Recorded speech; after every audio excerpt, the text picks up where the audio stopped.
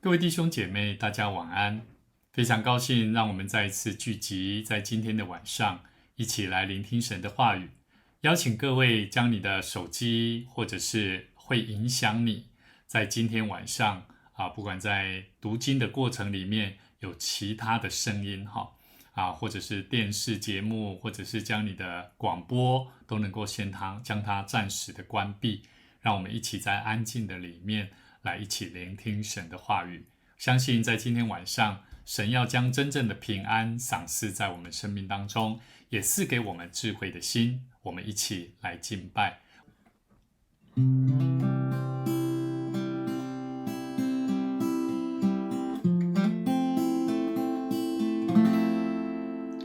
真平安主基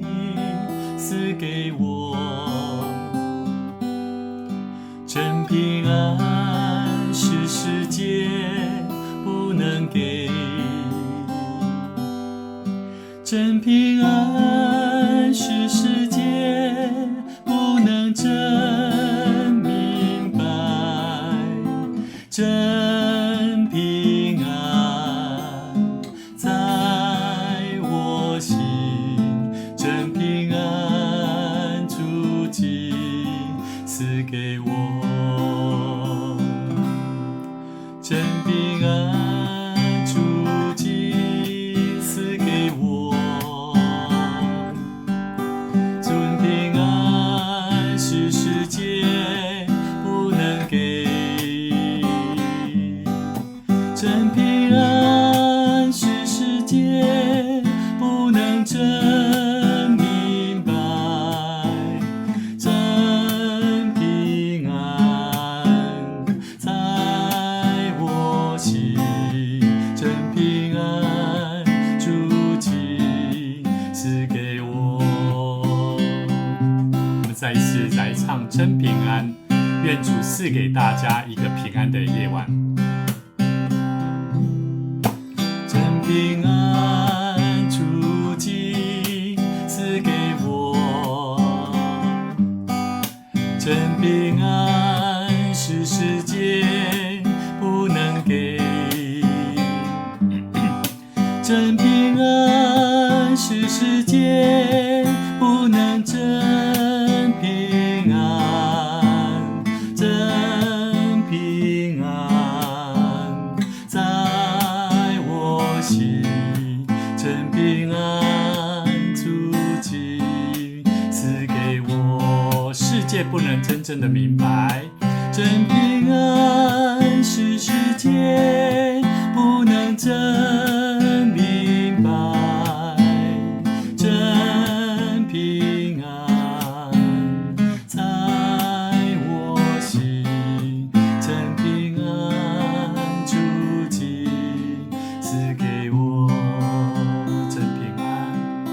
真平安主基赐给我。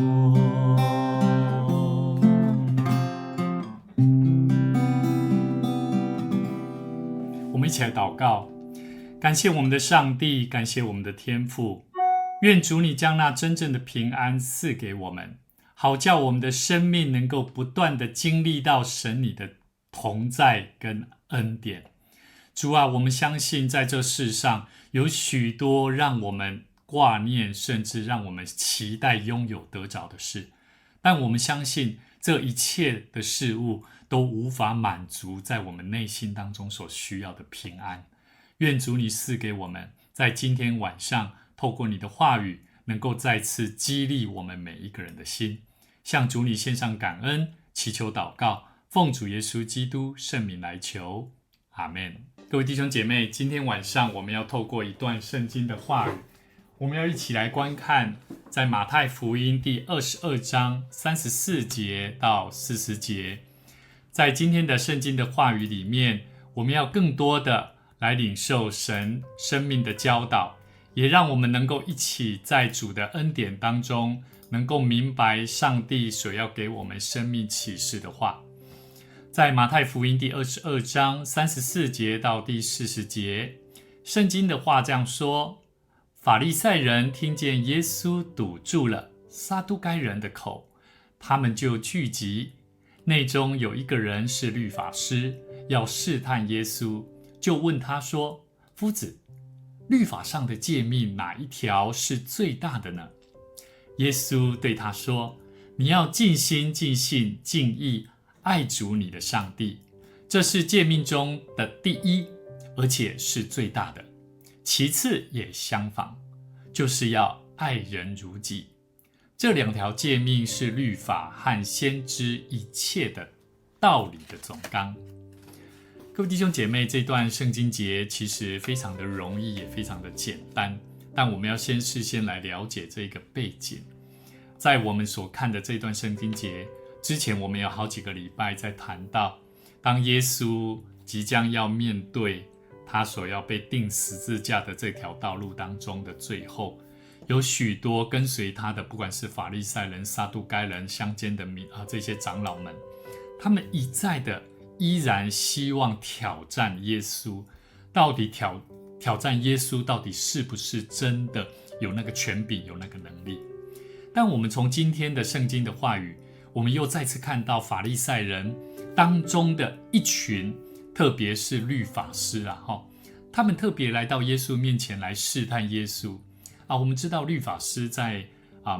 他们对摩西五经是非常的了解，他们也属于法利赛教派的其中的一群。他们特别要来考验到底耶稣他对圣经的知识是否真的了解非常足够，那让他能够在一群众当中出糗。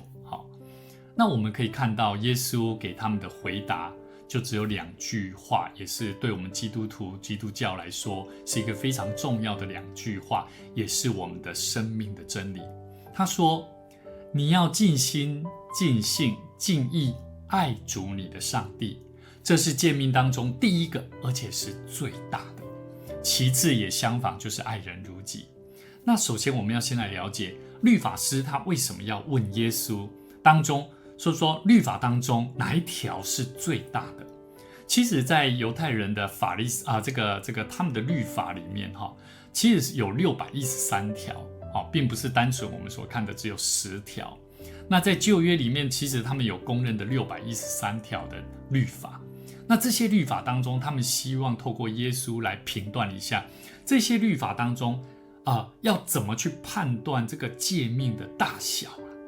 大小的原则在哪里。很多时候我们基督徒也会去考量这个问题，到底教会的规定哪一条他犯了最大的诫命，或者是说他犯了最大的错误在哪里，然后来评断这个人是否能够继续待在教会。那其实这个也是值得我们基督徒好好去思考的一个功课。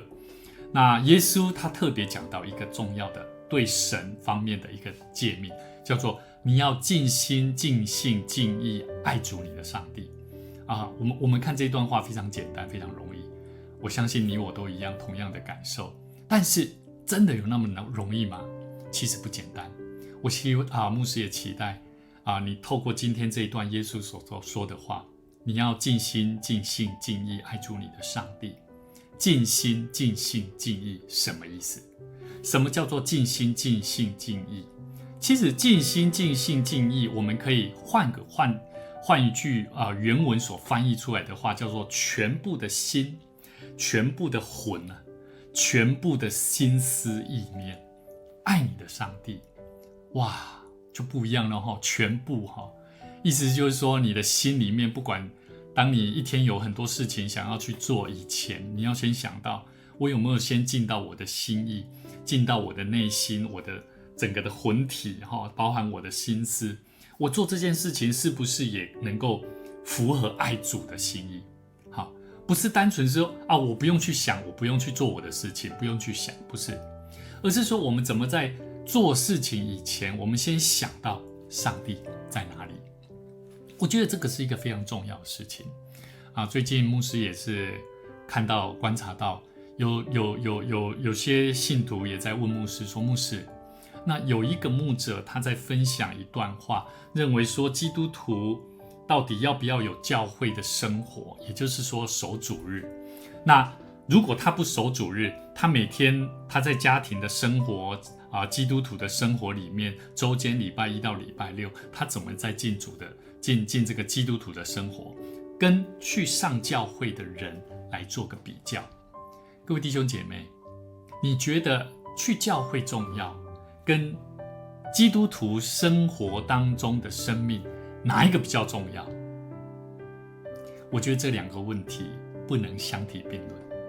我觉得这两个问题，不管你是周间，因为周间的工作，因为可能礼拜天你真的无法去到教会也好，或者是你每个一整年当中，你就只有6日，你就只有礼拜六、礼拜天你可以去教会。那平时的生活，你完全无法接触教会的生活。不管这两种的生活是如何，我觉得我们都要回过头来，就像耶稣今天所说的，你有没有学习用全部的心思意念，先把你要做的事情以前，你要先想到有没有上帝？各位弟兄姐妹，当你在想说，我其实在家里看直播，我可以不用去到教会聚会，因为觉得在教会好像人很多的聚集，然后在那个环境很危险，所以我在家里聚会，在家里生活亲近神就好了。那么我要提醒你，在你的心里面，你没有尽心到神的面前。怎么说？简单举个例子，牧师一定是第一个在教会里面工作的人。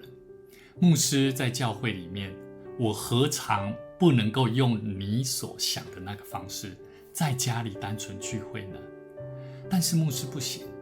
牧师在想的，如果我这么做了，我何尝就如同耶稣所说的，你有没有尽心尽性尽意爱主你的上帝啊？牧师全家人，我连我的孩子全部都是奉献给神。那么我要问在座的每一位弟兄姐妹，我们在上帝的面前，我们是否真的尽心尽性尽意爱主你的上帝？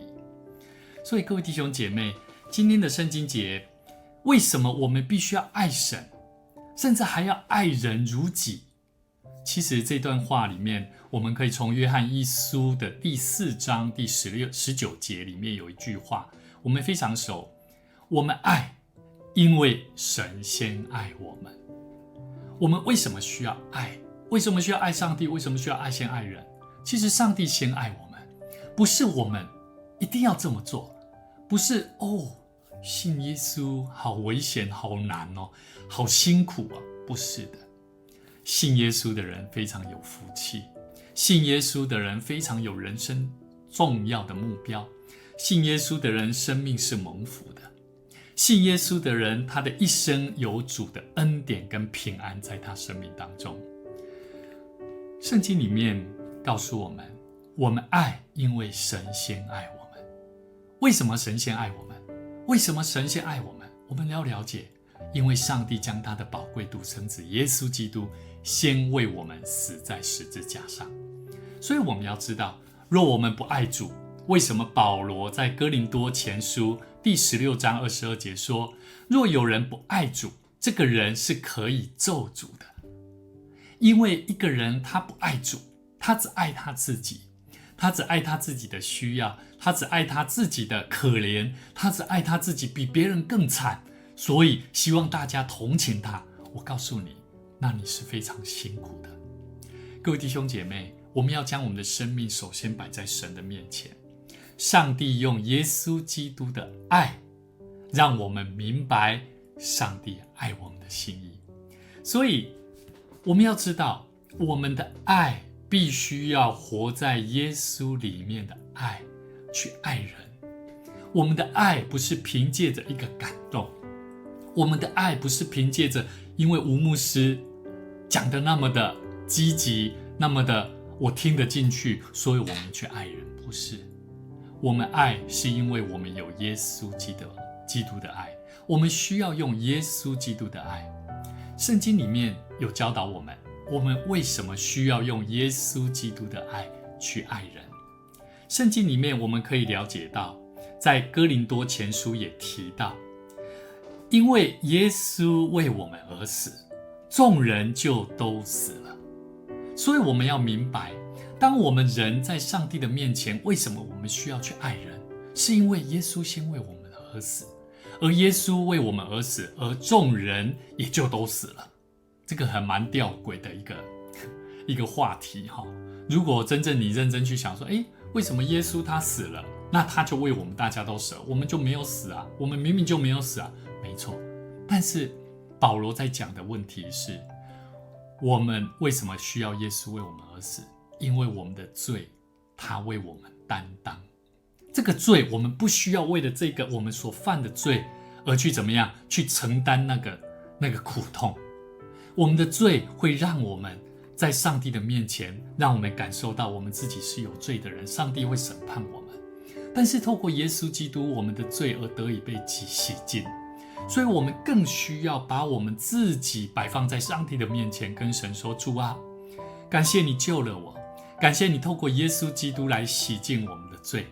我要成为一个更刚强壮胆的人，为主而活。所以你有机会去观看这段圣经节，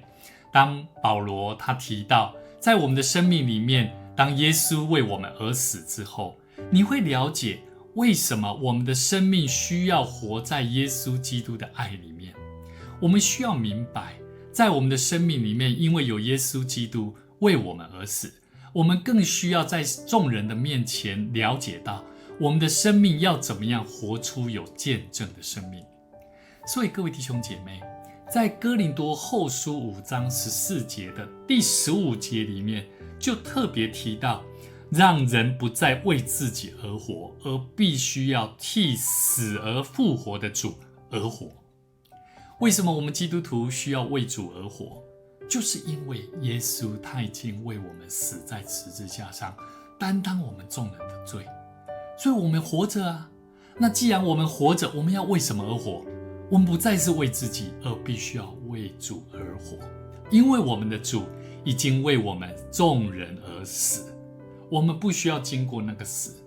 所以各位弟兄姐妹，我们再次回到神的面前，求神帮助我们，让我们明白，我们除了爱上帝，尽心尽性尽意的爱上帝，那个是完全的。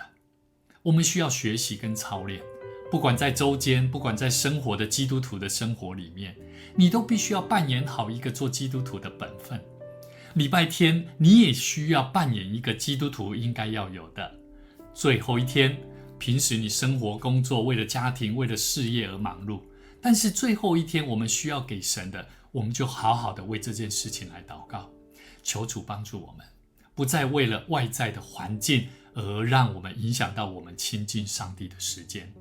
愿主帮助我们，透过爱人如己的心，也活出一个有见证的生命，如何为主而活。求主帮助我们，让我们一起在祷告里面来经历神所给我们的盼望。我们一起同心来祷告。主啊，我们谢谢你，感谢你在我们生命当中为我们预备那美好的工作，也让我们的生命能够不断的透过爱人如己的心，我们晓得我们不仅要爱主，我们不仅要全心全意的爱我们的上帝，我们更需要将我们的生命全心全意的摆放在主你面前。愿主你教导我们如何透过更多的祷告得着那智慧的力量，让我们明白我们的生命是从主你而来。奉主的名来祷告，阿们。一祷告播下救恩的种子，以泪水浇灌心灵的深处，神的灵使软弱的心变得刚强，我的信心建立在耶稣这磐石上。祷告的力量，时间可以证明，改变的大能在耶稣基督里，献上心上至今，直达到你宝座前，因你心事，你必垂听每个呼求。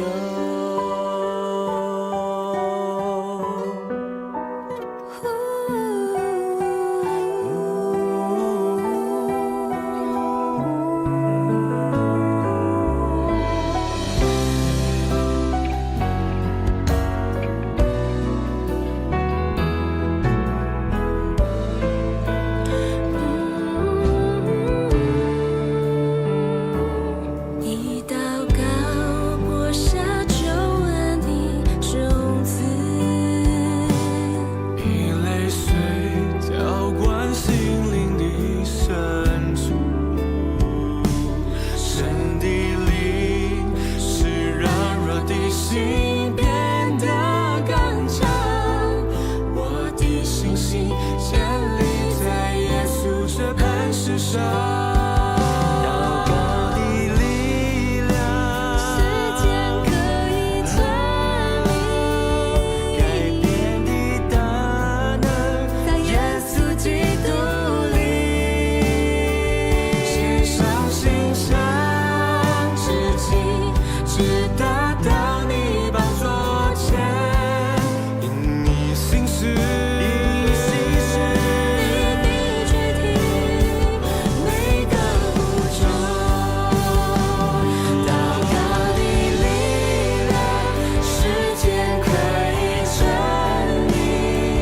改变的大能，在耶稣基督里，献上心上至极，直达到你宝座前。因你心事，你必垂听每个呼求。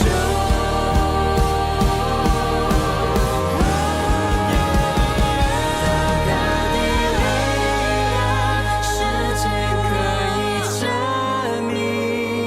改变的大能，在耶稣基督里。献上心上至极，直达到你宝座前。因你心事，你是心事，你必垂听。因你心事，你必垂听。因你心事，你必垂听。